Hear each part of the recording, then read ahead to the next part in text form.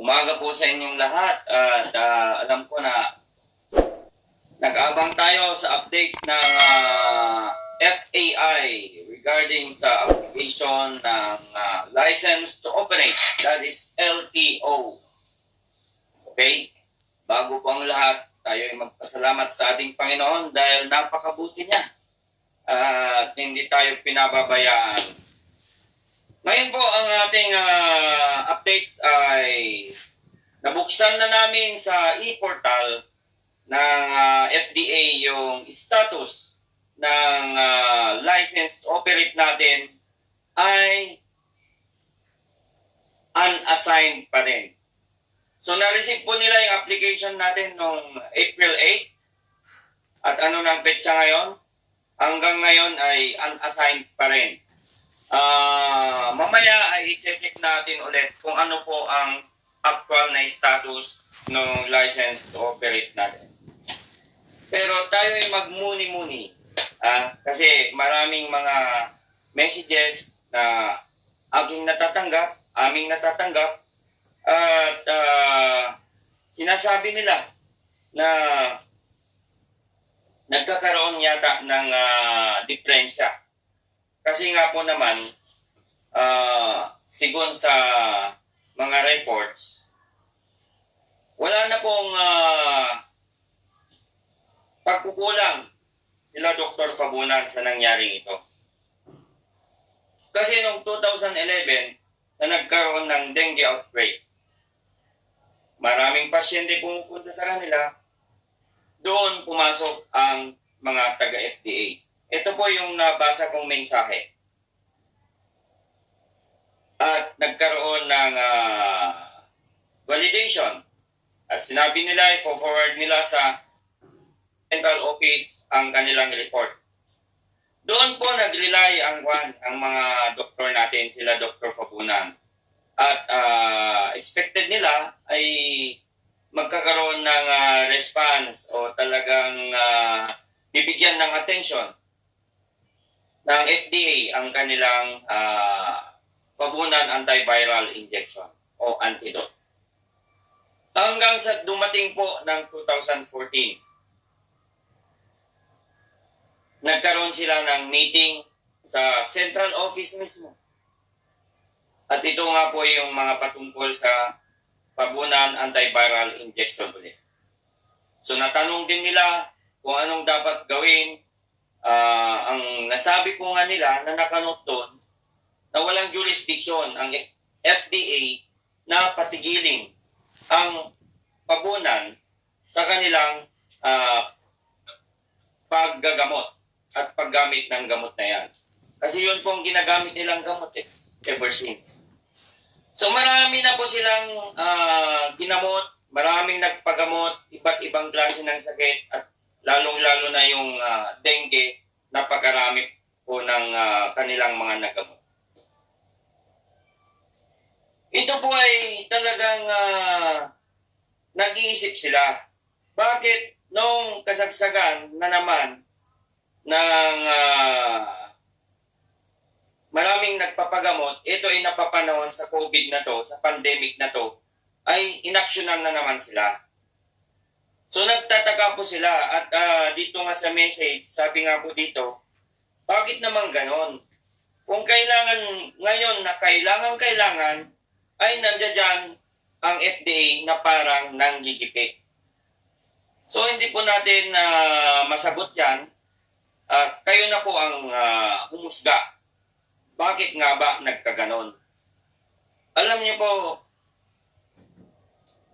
willing ang mga doktor natin na tumulong sa panahon ngayon. At ang dami pong nangangailangan, ang daming humihingi ng tulong. May mga nagme-message dito, yung isang doktor na nag-confine sa UST, namatay na nga yata. Nag-text din yon na humihingi ng tulong. Yung kaibigan niya at pamilya niya. Ganon din yung mga iba pang mga doktor ngayon na naka-self-quarantine. Ang kanilang mga mahal sa buhay, humihingi po ng tulong. Ikumpara natin sa ibang bansa ang mga nangyayari. kagaya ng Thailand. May nadiscover silang gamot. Tinetest nila kaagad. Ang government nagbibigay kaagad ng action. Kaya ang sabi dito, bakit ganito ang FDA natin? Na kung saan nandito na yung talagang posible na makatulong, hindi binibigyan ng prioridad at atensyon. Ayan po ang mga tanong nila. Bakit na kung kailan na nagigipit at may pangangailangan ang mga kababayan natin ay hindi naman po nabibigyan ng atensyon at talagang dyan pa sila gumagawa ng paraan para maipi. Ang sabi nga po dito ng mga comments ng mga nagpagamot na doon, subok na namin yan. Ang dami nang natulungan yan. Ang dami nang gumaling dyan. At sa tingin namin, wala nang pagkukulang sila Dr. Pamunan. 2011, nagkaroon na ng communication sa FDA, hindi sila pinansin. Hihintayin pa ba natin na kunin ng mga taga-ibang bansa at patunayan ang lab test niyan sa ibang bansa, magiging sampal sa gobyerno natin yan pag nangyari. Ito po yung mga comments dito.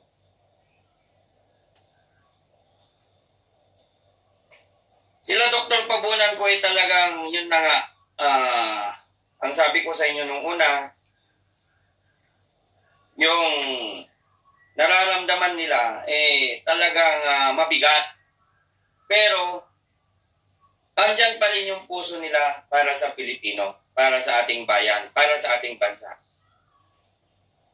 Siguro, panahon na para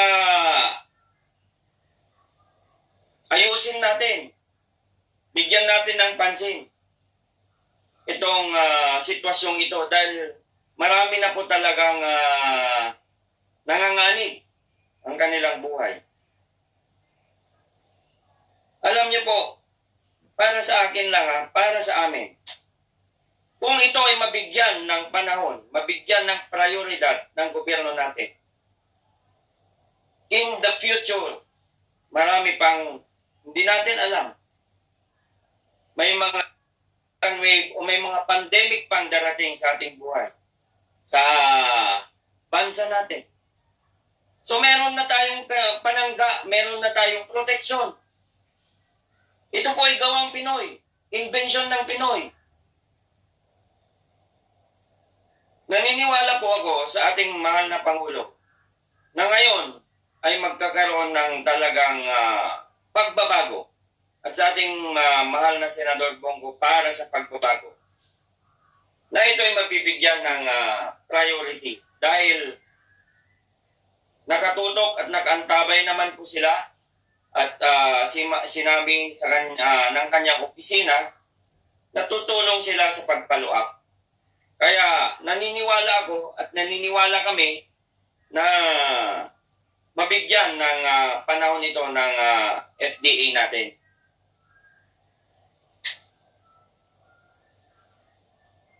Sa panahon ito kasi talagang kailangan ng pagkakaisa. Bigyan natin ng prioridad ang buhay ng mga kababayan natin, lalong-lalo na ang mga frontliners natin. Batang-bata po yung doktor ng UST na talagang nagmamakaawa din yung kanyang mga kaibigan na nag-message. At meron pang mga naka-incubate na ibang mga kwan natin dyan, frontliners natin dyan, na namimiligro ang kanilang buhay. So sana kung magaya sa ibang bansa ang sistema natin na immediately binibigyan ng attention pag may nakita silang potential na gamot na gawa sa kanila ay talagang tinatangkilik nila ito. Binibigyan ng prioridad na ito. Sabi nga ng isa dito, FAI, Pabunan, antiviral injection, patent number, blah, blah, blah. FAI is the treatment for viral diseases like dengue and influenza. It was granted by USA patent. O, nandun na tayo. January 9, 2001.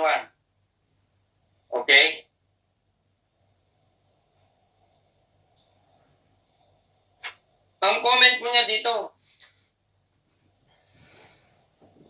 Avigan, as China claimed and approved by Japan as the medicine for COVID-19, is a treatment for influenza too. Just so, in filing patent in FDA, it won't take long. Look at the Avigan. It won't take long. March 18, China told the media that Avigan is the solution to the pandemic and immediately granted the patent after a week by Japanese government. As we need to have an immediate solution of this pandemic, time is gold. If we need to test and study further and wait the procedure, it will take long. Japan only granted the patent mostly based on other countries' opinion on Avigan. China, Thailand, Italy, and other who already tried it. Alam mo po ang sabi niya dito, hopefully, katulad ng Japan, hindi na dumaan sa tamang procedure bago mag-grant ang patent or FDA. Ang pinagbabasihan na lang, mga confirmation ng iba't ibang bansa at yung mga napagaling. So, dito po, sabi nila, marami pong comment eh. Yan nga po. Bakit hindi natin subukan? Dahil nandito na yan.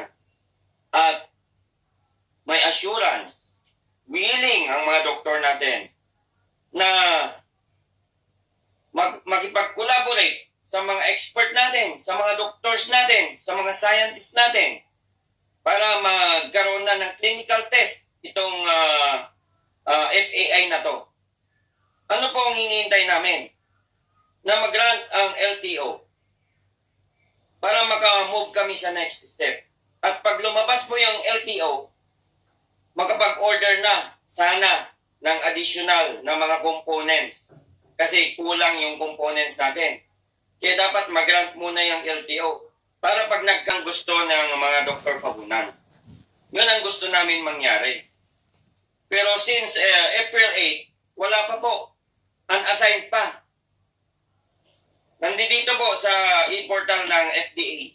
Wala pang sigon sa nag-aayos na hire na consultancy firm. Ang sabi po niya, pag ganyan po, ay wala pang naka-assign na evaluator. Pero may nakasabay yan na in-apply namin, lumabas na po yung LTO. So nagtataka kami, bakit hindi pa lumabas yung LTO? Naibigay naman po lahat ng kanilang kailangan.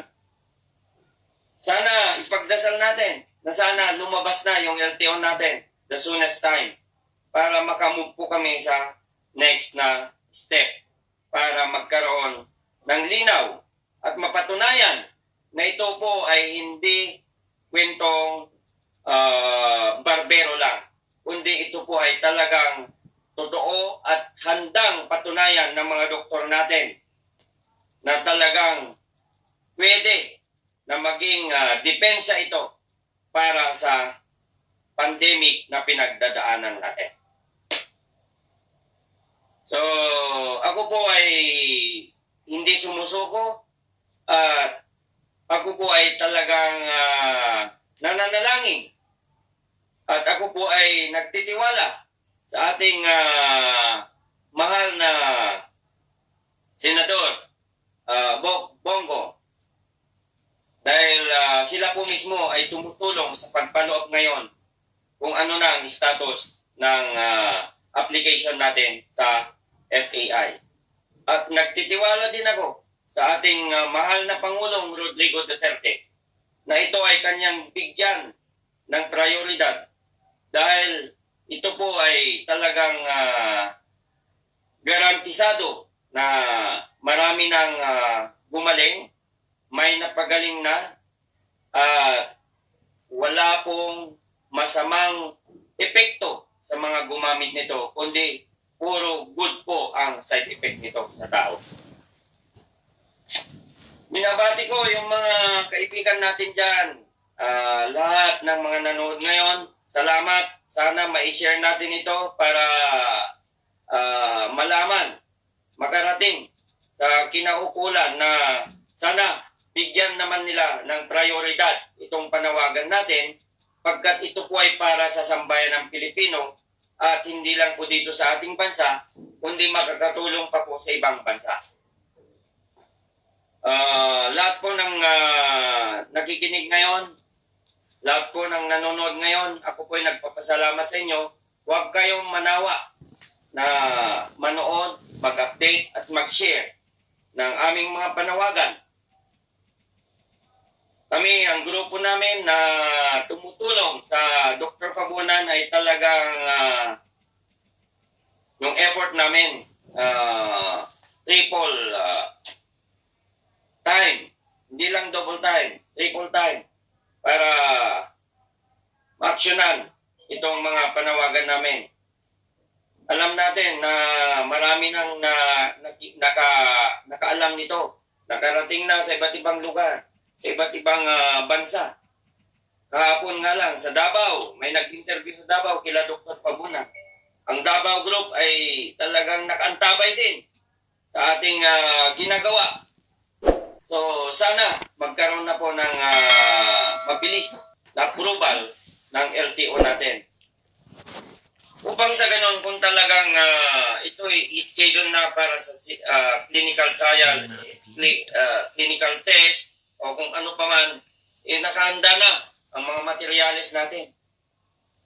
Dahil sigon kay Dr. Fabunan, kulang itong mga components natin dito, Mr. Marcos, kung ito ay talagang mapahintulutan para sa pagtetest natin.